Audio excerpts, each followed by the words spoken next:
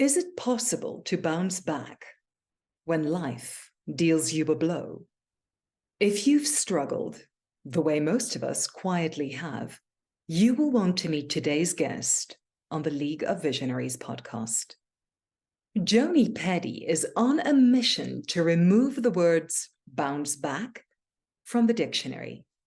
A behavioural strategist, team performance facilitator, keynote speaker, and executive coach, Joni helps leaders and teams re-energize, reduce stress, and bounce forward.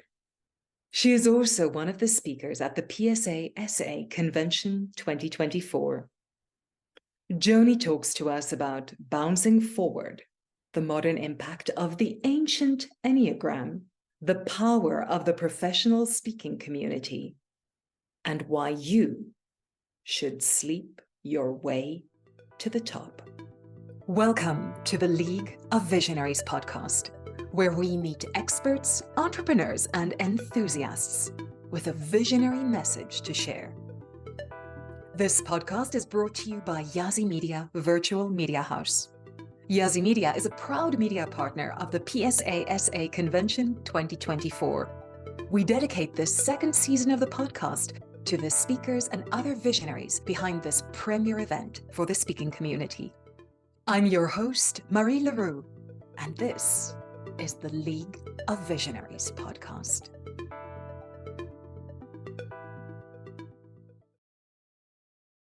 Joni Peddie, I'm so thrilled to welcome you to the League of Visionaries podcast at last. Yes, indeed. It's such a pleasure to have you here because you have a message that is so timely. It's always been important, but today we feel it more than ever. Would you like to share with our listeners, what is your visionary message?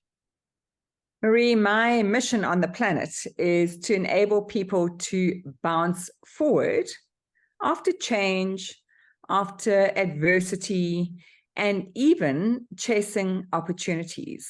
Because as humans, we actually never, it's a strong word, never, but we never bounce back. So I would like to eradicate those two words out of the dictionary. That's a big, hairy, audacious goal.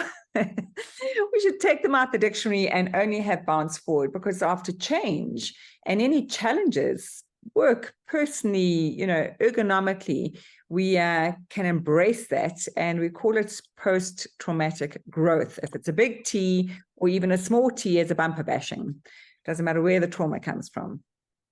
Wow, that is so well packaged, and it's a little bit early in the show for this, but like I've got the goosebumps and the tears in my eyes already, because I think we all experience some kind of trauma at some kind of point. But over the past years, for the first time in my life, I've actually had traumas that knocked me sideways.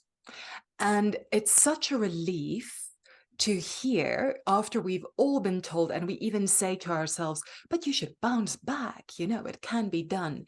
But actually having that permission that the truth is you never can go back. You never can go back.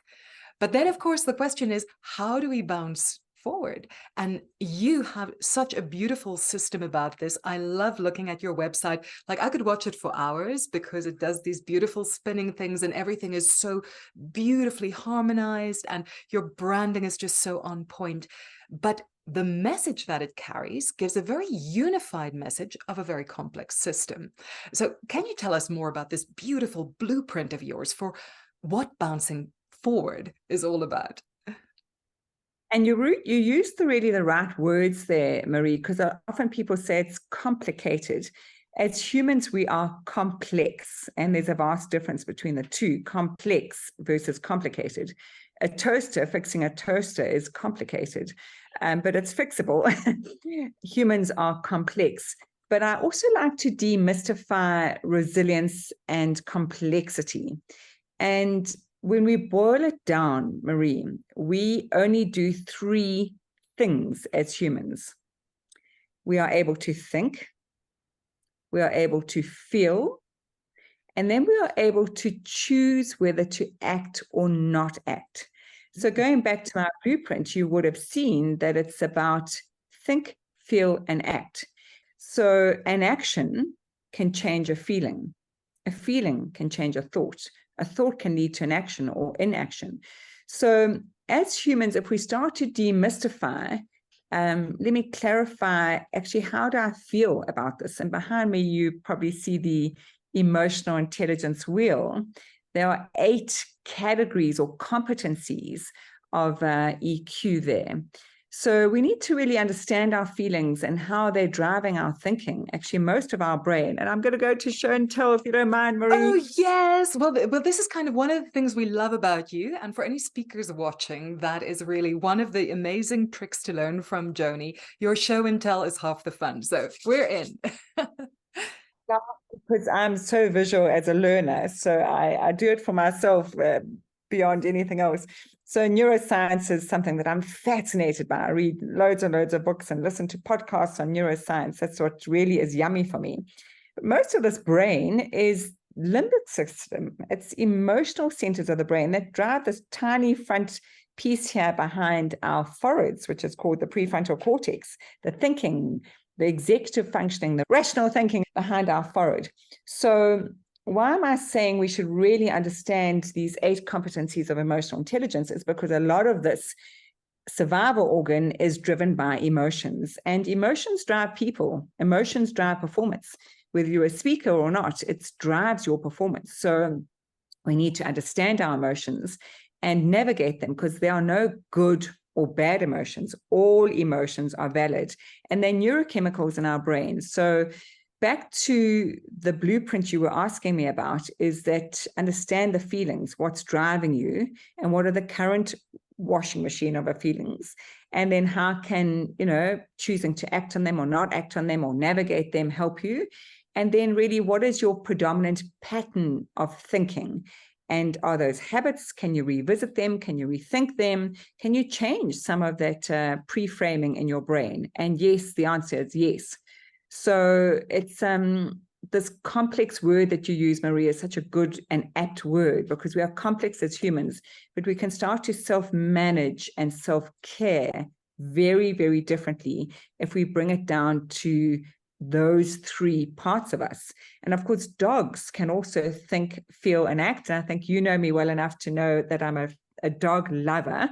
And, I often look at my Bonnie, who's my spaniel, and I think, she definitely thinks, I know she thinks, because she thinks it's time to go for a run, and she goes straight to her lead cupboard to, wait for her lead to be put on. I know she feels, I can see when she's, a little bit glum if I'm not taking her for a run, and she acts, she'll chase birds and chase other dogs, but she can't monitor and measure and interrelate those. She can't take her feeling to a different thought or take her action to changing her feeling. So as humans, we are the same as other mammals, but we can really absolutely decode ourselves with this think, feel, act as the epicenter of what I put in my blueprint. Wow, that is such a powerful insight, Joni, because we are often tempted to think that we can't make a difference there. You speak of this cycle. It reminds me of a game of paper, scissors, stone, right? And each one influences the other, but you can interrupt the pattern with many of these incredible hacks that you share very, very generously on your social media platforms and in your presentations. And there are small things that make such an incredibly big difference, and they add up so significantly. That's really powerful to know. Now, something that you're prompting me to ask, especially at a time when there's so much workplace stress, a lot of your clients and a lot of the people that you address are corporations or the employees inside big organizations. And the workplace is obviously a place where we see the effects of performance tremendously. If somebody is doing well on the inside, it obviously affects their workplace performance. And thank goodness the penny has dropped about that in the corporate world, right? There was a time when it was just like, do you have the hard skills? But those soft skills and the well-being of employees has become much more acknowledged. And I'm so grateful that there are people like you out there in the workplace doing this kind of work, and that opportunity, that information is available to people. But that also filters through to people's personal lives. So how do you see the link between resilience, but also just this overall impact of well-being, of self-care in the workplace and in people's personal lives? Is there a way that we can help in the workplace that people have that more at home? Such a beautiful question and set of thoughts that go with that. And I'll just actually, a few minutes ago, I was coaching a guy in a large automobile organization, so manufacturer of cars. And we were looking at his personality, and he was being very revealing in terms of his workplace stress and his home stress with his partner. And it was really interesting because, I met him online for the first time. He had done the enneagram. So I'm steeped in a system called the enneagram. And now the show and tell, there it is there, 9 personality styles. And it's 2,500 years old. So I use it with people to help them develop their self-awareness. As Aristotle said, Marie, knowing thyself is the beginning of wisdom. So if they know how their brain is truly hardwired, then they can know how to manage themselves at work and the complexity of the culture of their business, and obviously at home. And by way of example, because, it's examples and stories bring to life, he is born a type 1. Apparently I'm a 1 as well. So I'm perking up my ears here. So beautifully articulate as you are about how controlling he is in the workplace. And also, I shouldn't have confessed, huh? assets, those are assets. It's like, I only want it to be really, really good. Otherwise, 80% is good enough. And of course, that is an asset, but it can be a liability. Mm-hmm. So sometimes with the onslaught of overwhelm and too much to do and the demands, and I'll just keep to work and then I'll go back to the other part of your question at home, is that 80% has to be good enough because there's just too many demands. So not everything can be 100%. And, some of what he needs to do is delegate to other people who are not quite as good as him in his division. And it doesn't matter if they don't get it to quite the same standards as he needs or wants, because that is just managing the vast amount of tasks and priorities that he has in his big portfolio. So that standard bearer or the perfectionist in the workplace, he's realizing that he has to look at, but also he has to look at it in his home place. He is divorced and he has a new partner. And he said to me, he admitted, and I'm sure you're going to ask me about sleep later, because it's a passion of mine. Sleep is your superpower, and sleeping your way to the top. I know you're going to say that. But he went to bed at 1 o'clock this morning, and I could see he was not firing on all cylinders because he had people over, and then his perfectionist style, he had to clean and mop and put everything back in place, and then of course he was overwired. And then couldn't get to sleep. So, and then some of his criticisms towards his partner and how the partner stepped up to the plate. So it's kind of like, we are the same at work and home. We might show some of our best self at work, actually, and so show the real self at home. But understanding the brain's hardwiring is very important as a starting point for self-managing. And one of the tasks I gave him, again, by way of example, because he's so hard on himself, is I said to him, now I remember I've just met him online. So I said to him, his name is Sydney, but you'll never know which company and which Sydney. I said, Sydney, a very personal question. Do you shower or bath? And I could see him go like, this is a mad coach. And he said, I shower sometimes 3 times a day. So I said, that's fantastic. Here is a new habit, and we're going to auto link it to the showering moment. So when you turn on your shower tap, I want you to think of something that you're grateful for. So I need you to change the hardwiring in your brain to have a lens on gratitude. So something that you did well. Ones are not always good at celebrating what they do well, because they're always looking at that gap between, goodness me, I did it 95% well, but imagine if I'd added this or done that. So they're looking at the 5% differential gap. And actually, there's a lot to be celebrated for the 95% that went well. So the different lens, I said, as your left hand touches that first tap, whatever tap it is what is going well. So reframing your brain so that you do celebrate, so that you do look at what's going well, and you do go like, okay, I can forgive myself for that not being the 100% that I wanted it to be.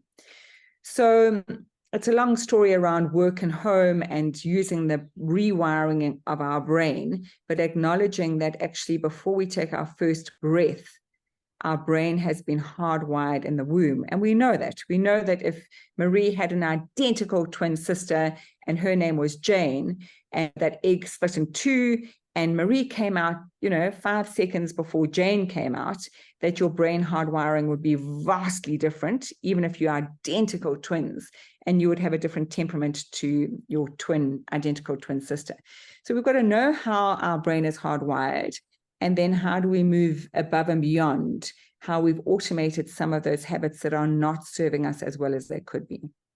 Wow. And having that choice and realizing that we have the choice. And for those Enneagram type 1s among us who are going to shower 3 times a day, you're going to hardwire a lot faster if you do that every time, right?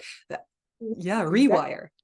Yep, exactly. I'm going to take a sip of water. Why? Because the water is very good for your brain. And when you've got Marie asking questions on a podcast, I want to be feeding my brain. It, hey, I'll join you.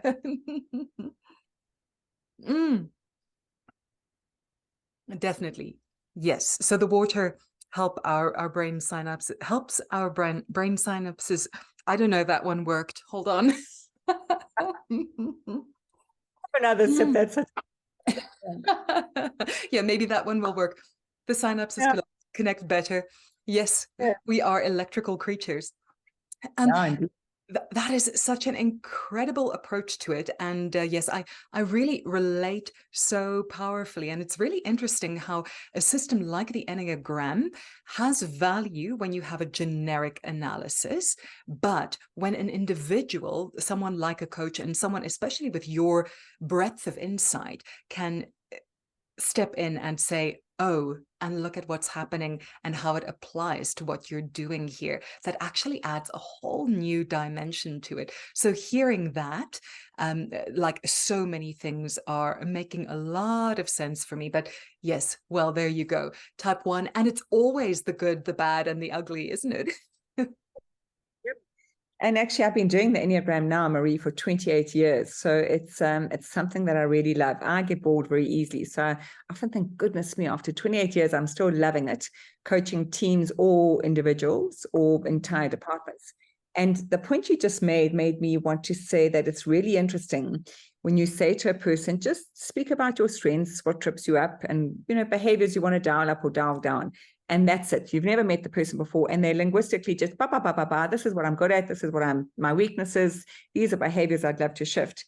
And then you loop it back to, if they have done an Enneagram assessment, to their Enneagram style, and you use their very examples. And actually, this is how your temperament serves you so beautifully, but this is how you could be self-sabotaging, because then, it rings in their ears because they've already given you those examples, like going to 1 o'clock in the morning because you had to mop the floor and wash all the dishes 3 times and whatever.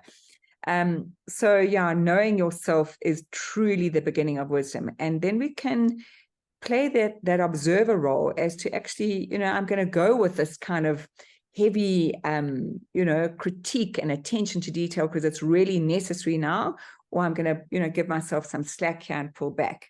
So it's, it's always this dance between, how do I play to my strengths, but how do I also overdo it? And that's in self-care, that's in, navigating emotions. So it's, I always look at resilience, Marie, in 4 pillars. So I look at mental resilience, I look at emotional resilience, I look at physical resilience.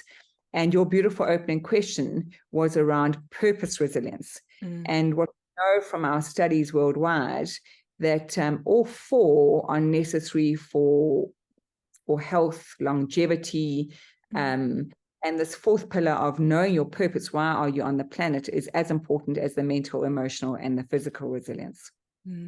Absolutely. And it can be such a driver and an anchor when other things waver, because we can be constant in that. Good point. Other things, it can be a driver and an anchor and a North Star when other things waver. But also, if you're a speaker or you're running your own business as an entrepreneur or you're in corporate, is when things come in that could be distractions. They look quite yummy and exciting, and maybe I should take that on. But if you know your purpose and you're quite clear about what your drivers are and what you want to do as a mission, those distractions can come in, and you can decide whether they integrate well into your purpose, or they are, a bad distraction, a left field, and to be parked. If you're enjoying learning from our guests, just imagine attending their presentations and meeting them in person. At the PSASA Convention 2024, you can do just that.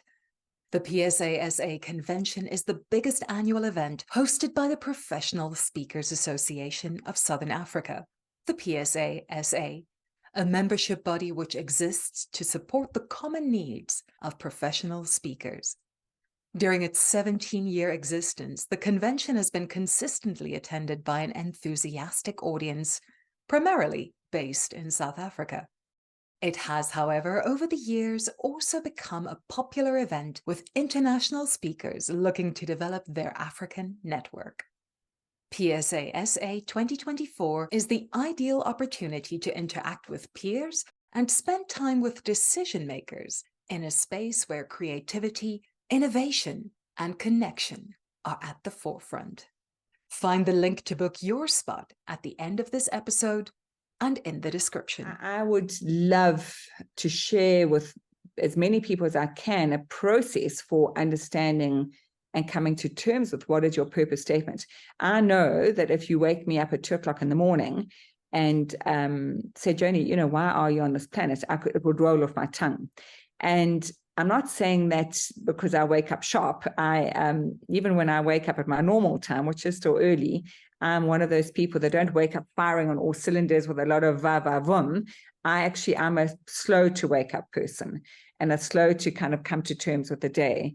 But I have this so firmly ingrained in my every cell in my body that I love what I do what I love, but I really have a sense of a mission. Why am I here? How am I going to help people to bounce forward? And it's getting tougher and tougher out there with the macroeconomic issues. And the speaker circuit globally, and for people just generally in life. It's been a horrendous year, wars around the world. It's not an easy time to be living. And that is so important. And that is actually like the very foundation of this podcast is purpose, the visionary message, and living our purpose and expressing that. So that's really a profound link. Yeah, thank you very much for that, Joni.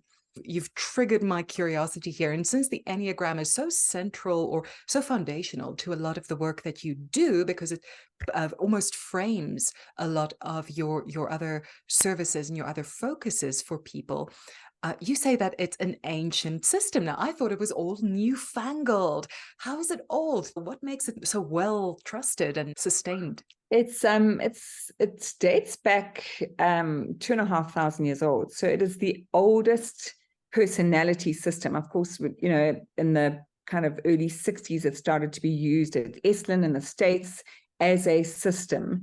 But it originally was a system of movement. So it's a circle, it's a hexag, and people used it as a system of movement. The Sufis used it. Yeah, we started to use it. Gurdjieff used it as a philosopher. We started to use it as a system of temperament and real understanding. So it's really old, and that's one of there's 3 reasons I use the Enneagram, and not Insights or DISC or StrengthsFinder or the many other good systems around there. I find many of the others are actually typologies where they will label you a color or, ISTJ as a Myers-Briggs or whatever. And that's very boxing and limiting. So the Enneagram, because, and again, show and tell to make it real, is out of each of these types. So let's go back to your type 1. You will see 2 lines coming out. So the type 1 will pull on the type 7. This enthusiast and this intuitive visionary, which you are. Funny that you called your business that, the League of Visionaries. So the very healthy type 1, which I know you to be, pulls on the type 7. Born a 1, you're going to die a 1. So Marie, if you died 110, you'll still be a 1. But you pull on this, and then you would know that, you know, through some of the trauma that you've had to face, is that you can go to this lower end of a type 4. Mm-hmm. So I use it because it's a system of movement. I told you I'd tell you 3 reasons. I use it because it's 3-dimensional. This looks a bit shoddy, but I use it all the time, is that it's enneagram is on a cake. So we can be stuck at the lower end of psychological health, or we can be up here, quite buoyant at this healthy level. So no other system has got the 3 levels. And then it really does, with those 2 lines I've just shown you, it gives you actually a pathway for personal growth and transformation. So it's not haphazard. There's a lot of science, there's a lot of maths. Pythagoras used it. So I find it far more complete as a system of transformational growth and than any of the other boxing or labeling, which all have their place. I mean, I see them, I teach at some of the business schools where they use some of the other typologies, and it's really quick and useful for corporate teams to use. But for true transformation, we use the enneagram, and actually that's the only thing I use in corporate. So I won't use any of the other typologies. That is so fascinating. Thank you so much, Joni. Let's get back to some of the work that you do. You've built up such a reputation on a lot of the areas of all-round well-being, self-care that you speak of. And one of the questions that you answer is one that many professionals have, whether it's in the speaking world or in the corporate world. And now with more and more people beginning their own businesses and becoming independent, this post-pandemic entrepreneurial fever that the world has caught has us all asking this question. And that is, should I be sleeping my way to the top? And the answer is, of course, and with whomever you like. It's a world of variety. We should all sleep our way to the top. It really is. I'm so passionate about that topic. And if you don't mind, I don't often tell this, and I'm going to rewind and tell you the why behind my fascination with sleep. You can see I've got a little banner there which says sleep more and the vicious circle when you don't. But and I do have a talk titled Sleep Your Way to the Top. So, and I don't often share this in the talk, but when my husband died 16 years ago, I was addicted to sleeping tablets, and they were lifesavers actually, because they gave me a 4-hour window of blocking out the world and getting some sleep. So I'm very grateful to them. But in coming off those and in coming off antidepressants, I had suicide ideation as well, which was a very, very, very dark time. And I just saw the perfect storm. And luckily, as a trained behaviorist, I kind of could observe and be in the black hole. Not observe very well. I did certainly get a lot of help. Lack of sleep, coming off antidepressants, and these sleeping tablets caused a washing machine of problems. So I decided to kick the sleeping tablets into touch after a few months. I thought, okay, it's, you know, having to really rejig life, and that's where Bounce Forward came from. I really got to just look at how do I self-manage differently, because I need the sleep and I don't want to be addicted to sleeping tablets. And I started doing a lot of research. I did quite a few different, in the UK and in South Africa, cognitive behavior therapy courses for insomnia. So I got to understand the science behind all of this. And then also, fortuitously, as you know, kind of diamond timing, as life often deals us these gifts, is I was also asked to go and attend a resilience conference in Washington, DC, and not only attend, but give a talk around resilience and my take on those 4 pillars I shared with you.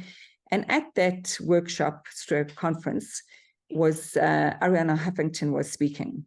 So I was invited, was in a March, and in the October of the year prior to the March, I thought I better read her book, The Sleep Revolution, which wasn't my best read, I'm going to be honest, but there were some good takeouts of that book. And one of them was really how to self-manage your sleep in running your own business. And, you know, she fell asleep at her desk while she was running Huffington Post, cracked open her cheekbone, glass desk, and it was her literal wake-up call for selling Huffington Post. And I thought, jeepers creepers, you know, I am a workaholic. I love what I do. I've got to really take heed here. And one of the tips in her book was, don't read business books at night. Read a novel. And I went to a mate's home and looked at her library, and she gave me 10 books of her best reads. And I started reading books at night.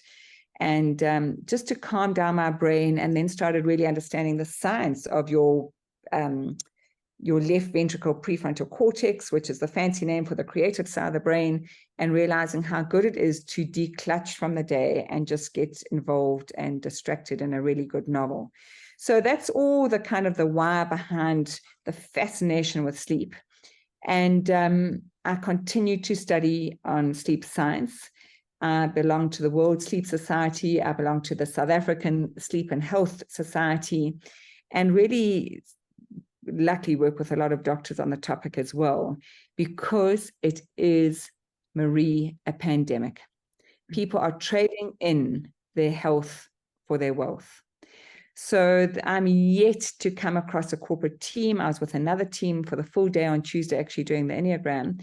And of course, I can't help myself but to ask, you know, how many hours sleep are you getting on average? And it's 4 or 5 hours a night. We know that the brain does not reboot, does not flush out a plaque. You were talking about synapses a few minutes ago.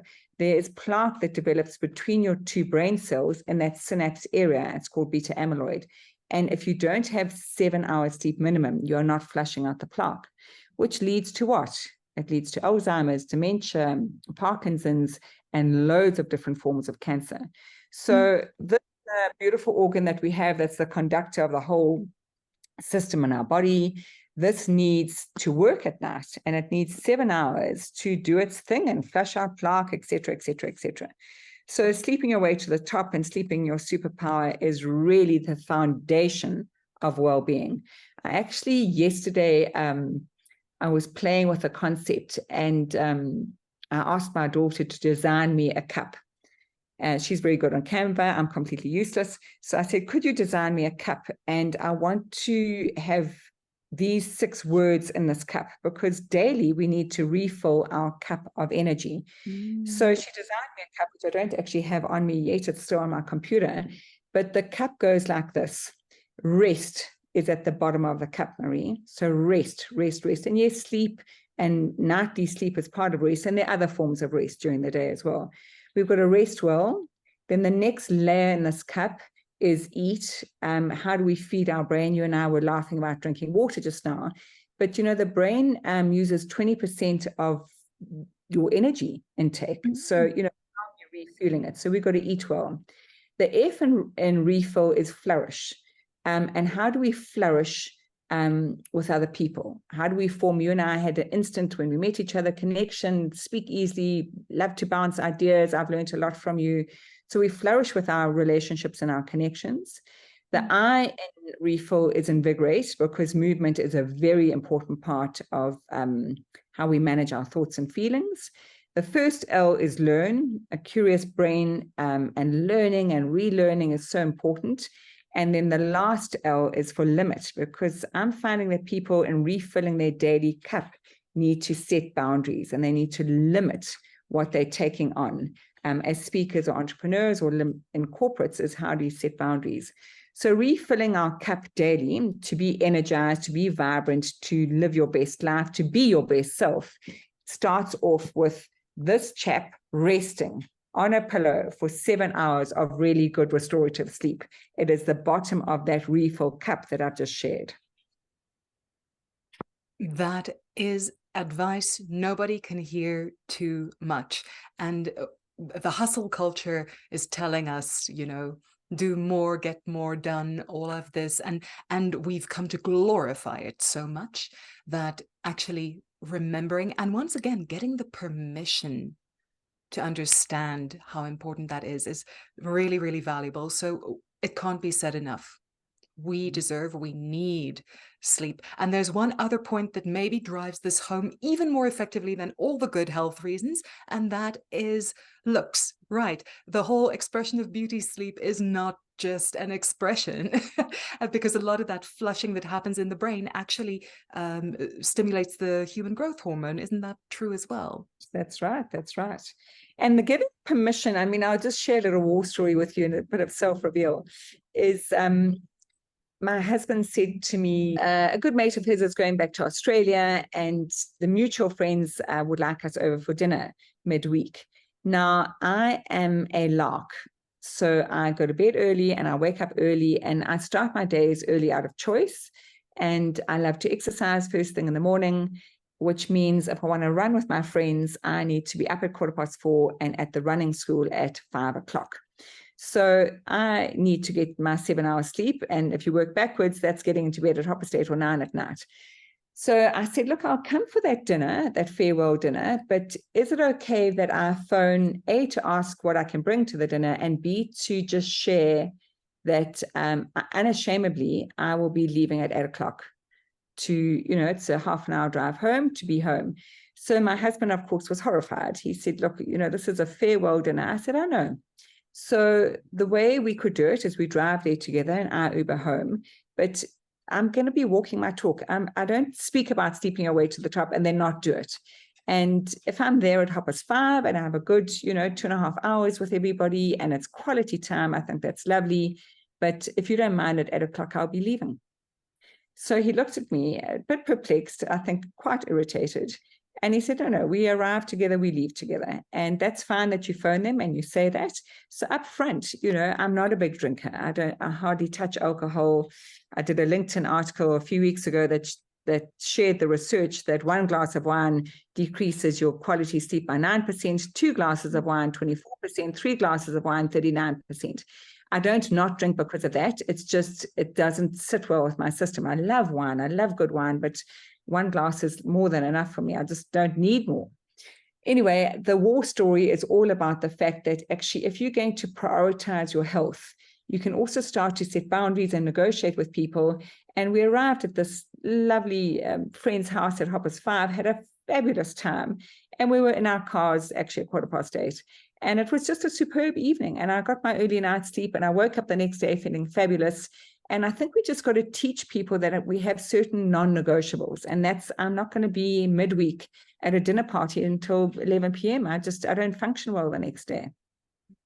And being fierce on really standing up for what we believe in and standing up for what is good for us, in the end, gives us more to give back to people. It becomes difficult to be generous and care for the people in our world if we're not doing well ourselves. So putting ourselves first in those things really is important. So kudos to you for standing up for that and reminding us all that it is okay. It's really all right. Yeah, being aware of the vicious circle, which is what I've got behind me here. That if you really have a bad night's sleep here, you will skip exercise in the morning. And for me, and actually I'm noticing other speakers quote me on this now, which I'm loving, is they're saying, hey, Joni Peddie says motion shifts emotion. And I'm like, yeah, it's hard running a speaking business. It's hard running any business. It's hard being part of a corporate team and corporate culture, SH1T that gets slapped on you. So motion shifts emotion, get into motion. Our bodies are designed to move, 30 minutes a day, elevated heart rate. But back to this thing, and not to digress, because I want to speak about movement, if you don't mind, is that when we skip exercise, then cortisol in our system and adrenaline and, not being able to self-manage well, we become snappy. And then, of course, when that happens, we want to eat bad food. And that's actually this ecosystem. If you have insufficient sleep, there are 2 hormonal changes that happen that work against us, and they're terrible. The one is leptin. You have more leptin, and you just want to eat more.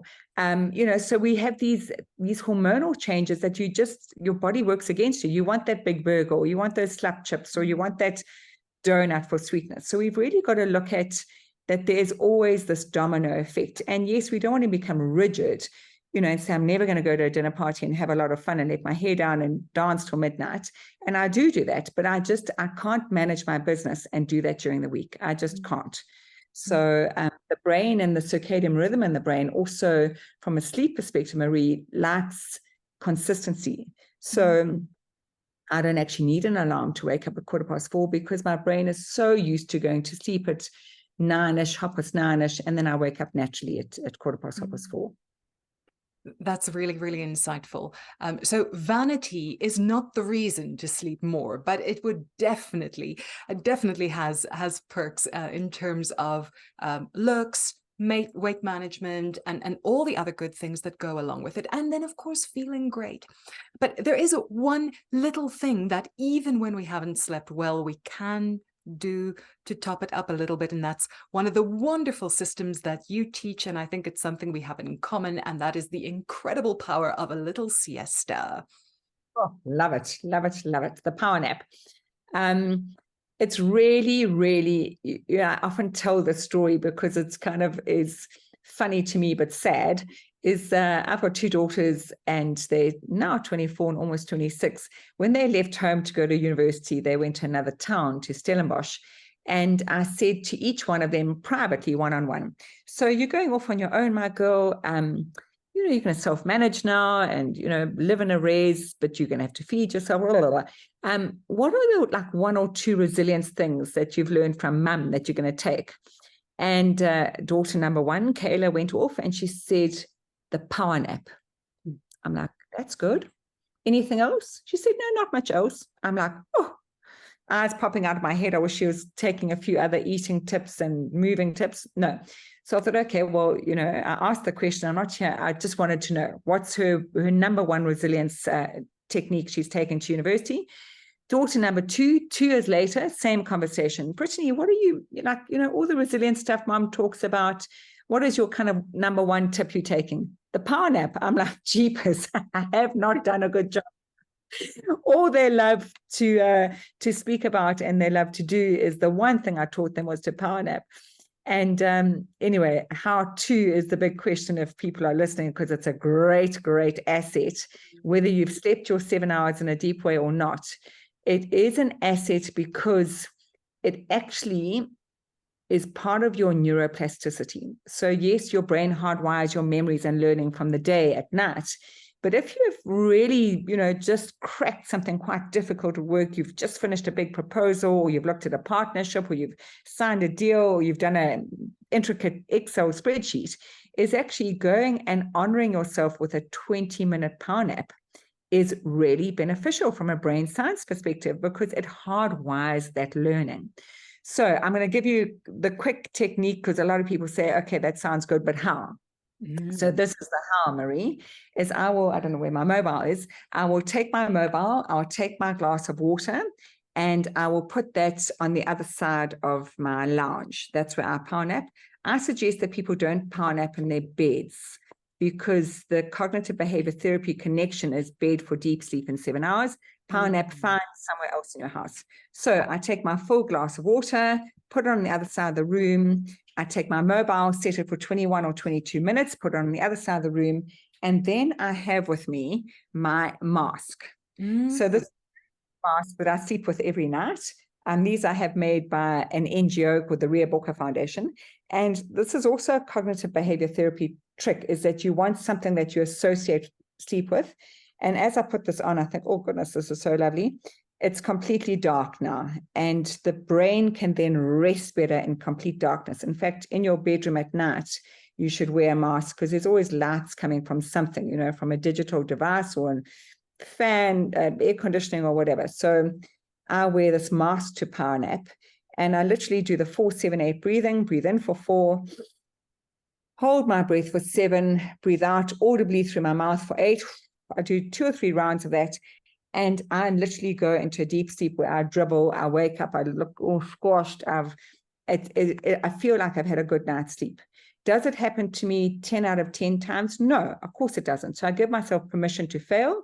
There are times where my brain is just firing, or I'm feeling nervous about something or anticipating, that things may go wrong in a next talk or whatever, and I can't rest. So there are times where I'd say 8 out of 10 times I get my power nap into a deep sleep, and 2 out of 10 times I don't. But here's the secret sauce. Dark, mask. When the mobile goes off 21 or 22 minutes later, you get up. It doesn't matter if you think yeah, only dropped off 3 seconds ago. This is terrible. I really need that 20 minutes. No, you get up, you have your glass of water, you get moving. You may try again in half an hour. Do not switch on that snooze button or reformat your phone. Yeah, so it's the mask, it's the glass of water straight away, and it's strictly 20 minutes. On a weekend, if I've really had a week of traveling time zones or it's been just hectic in any other way, is I will then have the 90-minute power nap. But power naps from a brain circadian rhythm perspective, 20 minutes or 90 minutes. And that's really incredibly simple. And that's all you need to know about power napping if you haven't ever done it yourself. The listeners, I know you know how to do it. And that is magic, because it just resets your brain. And if you don't go over 20 minutes, I think what people might not realize is you don't get groggy with that. This is the circadian rhythm that you're speaking of. You actually can wake up really, really refreshed. And the more you practice the habit, the better you get at it. It's like something I'm really, really good at. I have absolutely no shame about this. I'm really, really good at power naps. At the conference, and I will have my lunch, and I'll even have a cup of coffee after lunch, which I like to do if it's before 1 p.m. because you shouldn't have coffee 8 hours before you go to sleep. And I'll have that cup of coffee and then go and power nap in my bedroom. And actually, the science shows that caffeine before that 20 minutes, you would still go into a deep sleep. And then when you wake up, you are sharp because it's kicked in. Yeah. So have a before your power nap, but remember, no coffee 8 hours before you go lala. No coffee. I mean, that is a rule for me. I will literally, if it's past 1 o'clock, I look at my watch, and even if I'm out at a fabulous lunch with friends and there's a wonderful cappuccinos and they don't have decaf, I will not have coffee. So it's really 8-hour half-life in your body. And the rewards that it yields just are so worthwhile. So speaking of looking at your watch, I see I'm getting so carried away and intrigued, but we're going to have to bring this one home soon. And Joni, I'd love us to give some time to your presentation at the PSASA Convention 2024. You're one of the maestros. You recently received your certified speaking professional accreditation. Congratulations. Well, I wonder, within the light of everything you've been speaking about, what do speakers need to know about managing themselves to perform at their best as they build their speaking career? A lot. I've been mentored and guided because there is so much, in terms of what is your proposition, what is your brand, what are you about, and how do you be authentic to who you are.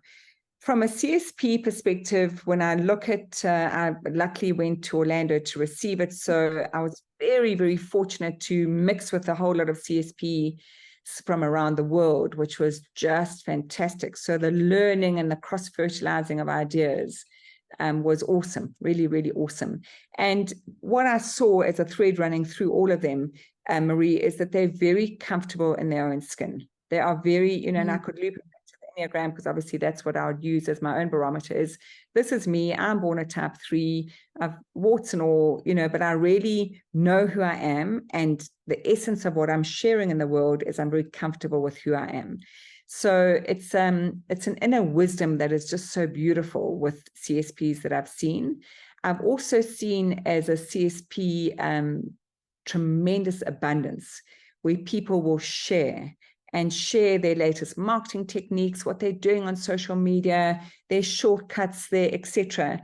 And I suppose I also rewind back to when I first joined the speaking industry, that I did not find it abundant. I won't be crude, rude, and unrefined, but I found it very much a white male club in South Africa. It's changed dramatically, which I'm very grateful for.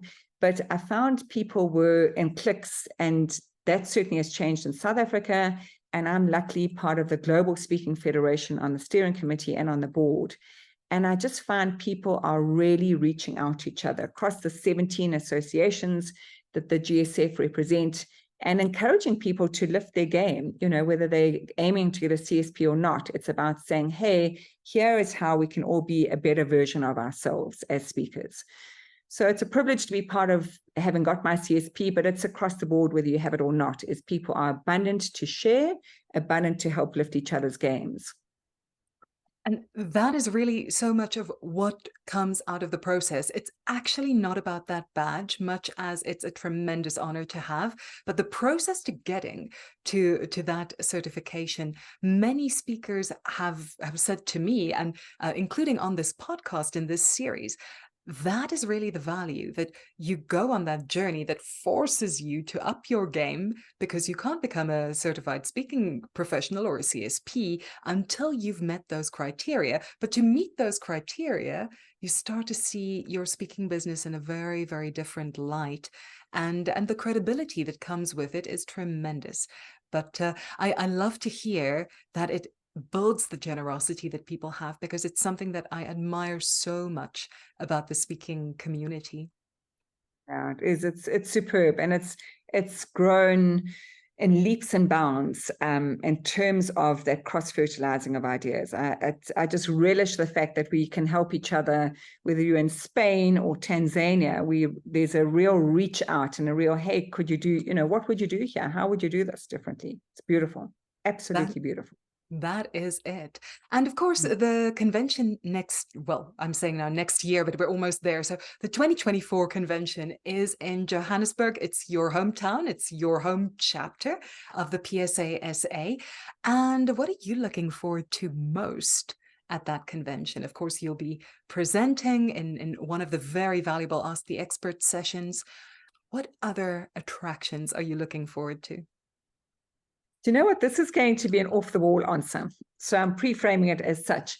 Is the Jonita Forster, who's put this convention together, she's world-class. She's exemplary in many ways. And I can say that with substantiation, because I've just put together a whole document for the Global Speakers Federation on world-class conventions. And she ticks every box. So believe you me, the agenda, the run up to it, how she's put things together, the breakouts, etc. It's going to be outstanding. I'm telling you, like a 15 out of 10, world class. But my little kind of strange answer to you is what I'm looking forward to is that it is in my hometown, and that I've said to some of the international attendees, please come and stay. So I'm very fortunate to be an empty nester. My children don't like it when I say that, but I love being an empty nester. And that means I've got spare bedrooms. That means that they can come and stay. I can show them our city. I can show, they'll come early enough to maybe come to a Johannesburg chapter meeting. I can drive them to the convention. I can do some, pre-convention tours or post-convention tours, because speaking is a hard business and it can be a lonely business. So I have found when I've gone to other countries, which I've been blessed to do this year to various conventions, is that the locals taking you out and sharing and spending quality fun time together, not necessarily always speaking about the business of speaking, but I'm looking forward to hosting a couple of international people who have already booked a room. And I said, right, you can also double up, and I can have 8 people come and stay. Let's have some fun together. And it's those genuine friendships, that you form when you're taking them on a tour, or you're sitting at the breakfast table in your pajamas having a cup of coffee. Like that's when you genuinely connect human to human. And I love that. Well, that is absolutely incredible to hear. Now, this is going online, Joni, so I hear there are 7 places left, right? And that's not something that can be booked on your website, but there is a goldmine of information on your website. So as we wrap up this episode, for people who are interested in learning from you, booking you for a keynote, or even just taking one of your assessments and starting to dive into this incredible work that you do, what is the best place to find you, and what should they do when they get there? LinkedIn is always very easy. That's just Joni Peddie. And the website has got a couple of diagnostics, and it's got an enneagram assessment, which is, I don't own it. I didn't design it. So I can sing from the rooftops. It's called Ennea World, and it's visually impactful, simple to use. You don't need me to debrief. It's really, really well done. They've just given me the ability to have it on my website. So go to my website, resilientpeople.co.za. Go to my speaking website, which is jonipeddie.com, or very easy to get hold of me at LinkedIn. And I'm very happy to chat. Marie, I think you know, so people, someone got hold of me this morning on LinkedIn and said, hey, can we chat today? I said, of course we can chat today. I'm like, nothing like the present, you know? So that's probably the quickest to get hold of me on LinkedIn. That's absolutely brilliant. And of course, I can also add there that the material that you share on LinkedIn is so worthwhile. It's motivating, it's informative, it's a reality check sometimes. Sometimes I'm very happy to just sit back and say, okay, you do the ice plunge. But a lot of the techniques that you share have really been impactful for me. And every now and again, I was saying to you as we planned this episode, every morning when I get up, what used to be my cup of coffee first thing in the morning, now I put hot water on a slice of lemon, I go do my morning rituals, get a little bit of exercise, and afterwards I come and have the warm lemon water, and it just sets a tone to my day. And so very often I just think, thank you, Joni. That's a good one. It's a way to just begin that intervention so that we're not stuck in the game of paper, scissors, rock, that we are victims of our actions and our behaviors and our thoughts and our feelings, but we actually can step in and take control. Yes.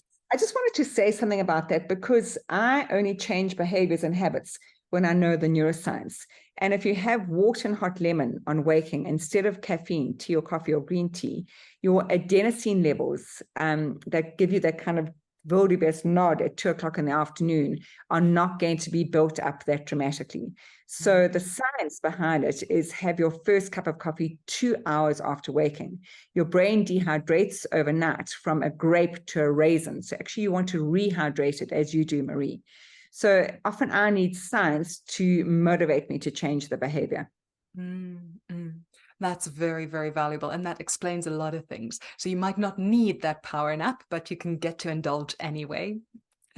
Joni, it has been such a pleasure. I have learned so much from you, not to mention, the power of the systems that you use, the techniques that you use in presenting. You're such an asset to the speaking community. We are looking forward so much to having the chance to learn from you once again in a speaking capacity at the PSASA Convention. And meanwhile, seeing you online, thank you so much for joining us.